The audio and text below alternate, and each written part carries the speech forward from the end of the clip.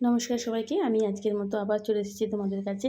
এই দেখো ছোট্ট ছোট্ট কারণ টুনি আমাদের ছাদের উপরে শুয়ে আছে। আর একজনকে দেখো, সে তো ভয়ে ঢুকেই পড়েছে আমাকে দেখে, দিয়ে ওখান থেকে গর্জন করছে। তারপরে আমি নিচে চলে এসেছি, এখানে আমি ডাঁটা কাটবো। আর আমার বোন বেরোচ্ছে, ও যাবে ওর কেকের ক্লাসে। আর তারই মধ্যে আমি এখানে রান্নাটাও বসিয়ে দিয়েছি। আর আমি বিকেলবেলা যে বানাবো চাউমিন, কারণ আমার বোন আর বাপি এসে ওরা খাবে। ওরা সেই সকাল থেকে ভাত খেয়েছে, এখনও কিছু খায়নি, বিকেল হয়ে গেল, তাই জন্য ওরা এসে চাউমিন খাবে। আর এখানে আমার মা কত ধরনের পিঠে বানিয়েছে জানো, তার জামাই খেতে ভালোবাসে। শুধু তার জামাইও নয়, আমার মাও খেতে খুব ভালোবাসে, তাই জন্য আমার মা পিঠে করেছে।